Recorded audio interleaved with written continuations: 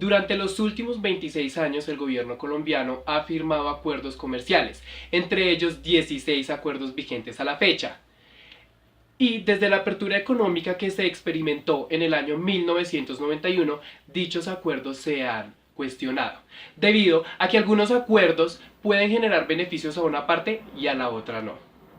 Que se conoce en negociación como un juego de suma cero, donde la ganancia de una parte es pérdida para la otra. Pero ¿en dónde queda la ética de los negocios? Ya que en este tipo de acuerdos se están negociando intereses que afectan a una parte de la población, en este caso al campo colombiano. Firmaron el tratado y el campo colombiano, ¿en dónde quedó? ¿Será que la ética es importante en nuestros dirigentes? ¿Esto se vio en el Tratado de Libre Comercio con Estados Unidos?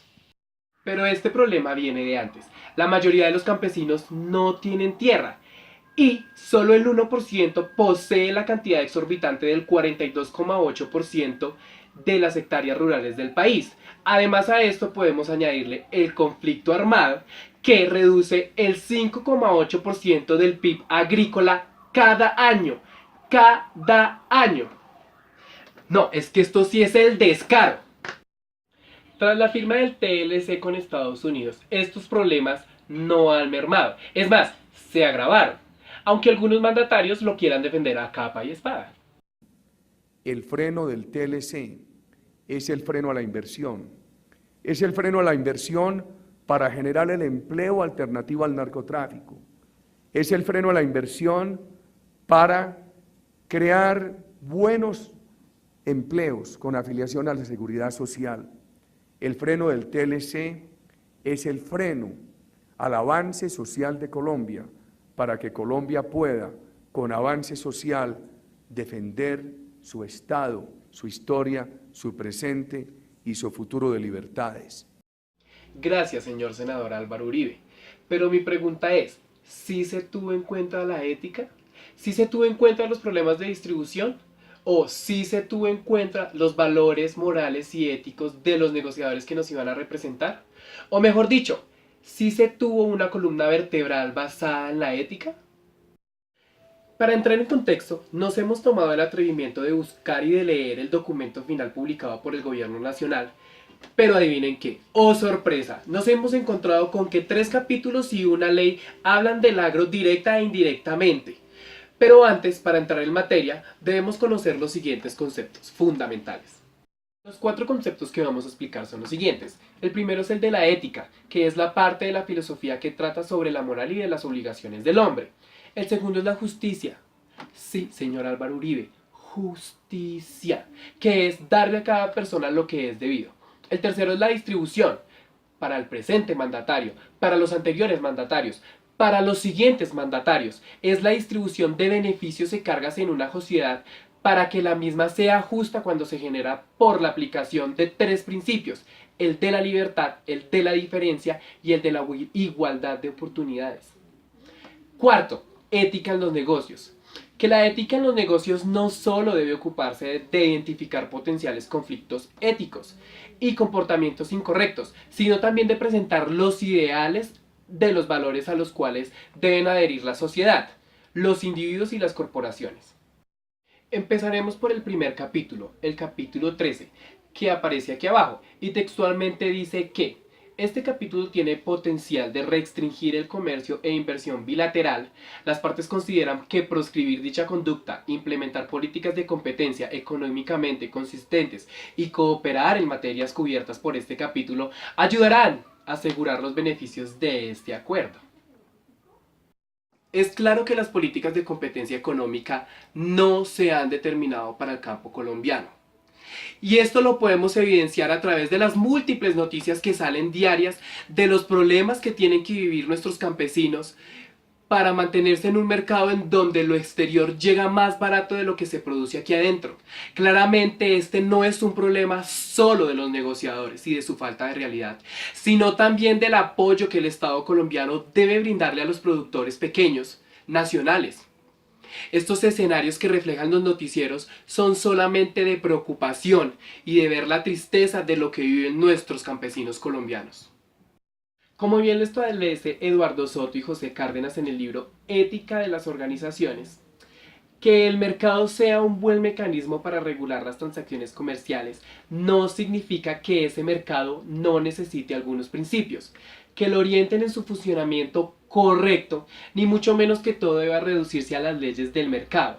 Un mecanismo de mercado que no considere otros principios de justicia, distribución equitativa de la riqueza o preocupación a los menos favorecidos acaba en una competitividad que justifica el principio del darwinismo, el triunfo del más fuerte, que significa cuando la justicia queda en manos del más fuerte, difícilmente se hace justicia.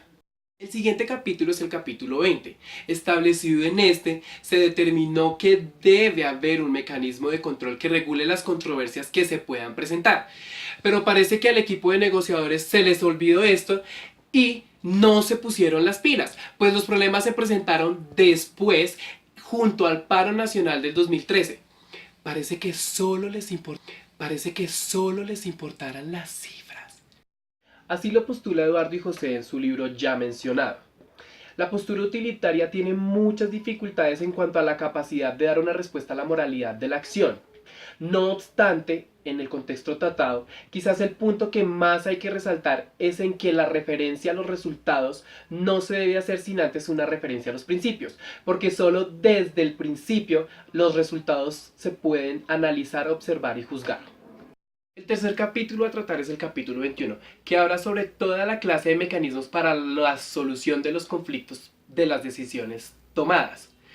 En el libro se presentan tres elementos fundamentales para la toma de decisiones internacionales. El primero son los escenarios en los cuales se presentan conflictos múltiples entre los intereses y derechos de las partes involucradas. 2. Escenarios en los cuales las normas son generadas por múltiples normatividades. Y 3. Escenarios en los cuales múltiples fuentes y perspectivas se incluyen en la interpretación y aplicación de las normas pertinentes. Entonces, en este tratado podemos constatar que, por un lado, los intereses de los conflictos de cada parte negociante y por el otro, los intereses que entran en conflicto de cada una de las mesas negociadoras de cada país, porque los conflictos no solamente se ven a nivel macro, sino también a un nivel micro. Y como dicen los autores, la esencia del dilema ético persiste, es decir, el imperativo de conciliar intereses entre los grupos pertinentes y obtener resultados materiales en el marco de la conducta moral. En otras palabras, quiere decir, el balance entre los intereses y los principios éticos deben tener una prioridad en los tratados.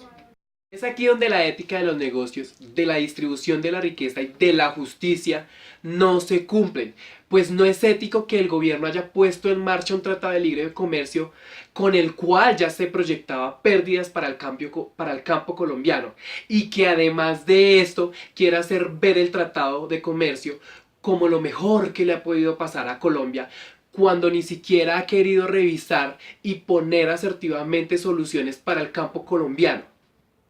En una entrevista el senador Jorge Enrique Robledo expresó que nosotros no podemos hacer lo que nos dicen los gringos, porque además de que nos vendieron un tratado de libre comercio leonino para favorecer sus intereses, nosotros estamos compitiendo en un mercado internacional que manejan ellos, Estados Unidos, potencia mundial.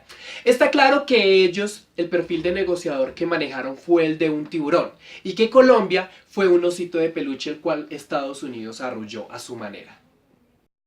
Para concluir, en la firma y las negociaciones del Tratado de Libre Comercio Colombia-Estados Unidos no se nota una clara intención de la ética como eje fundamental y se vio siempre la precaria situación de la ética y también se ve el problema ético no solamente de la distribución de la riqueza sino del abandono estatal al campo colombiano, donde no hubo garantías para generar que el campo colombiano fuera competitivo a nivel bilateral con Estados Unidos.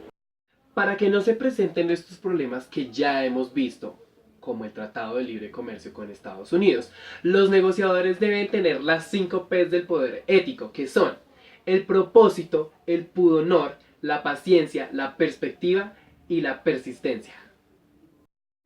El primero es el propósito.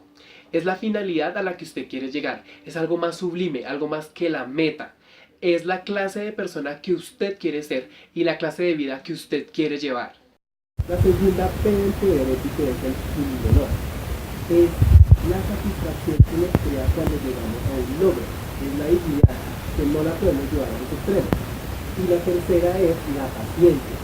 Es cuando tenemos un propósito claro y debemos mantenerlo controlado. Es cuando tenemos fe en algo y nuestra pasión es tan encaminada. La cuarta P del poder ético es la persistencia. Es mantenerse al pie del cañón, es mantener el compromiso, es hacer a toda costa algo. Y la quinta es la perspectiva, que es establecer lo que realmente es importante en una situación determinada. Y estas P no solamente aplican para los individuos, también para las empresas y para las entidades públicas. Qué lucecitas montadas para escena, qué cosa fuera corazón, qué cosa fuera la masa sin cantera, un testaferro del traidor de los aplausos, un servidor de pasado en copa nueva, un eternizador de Dios.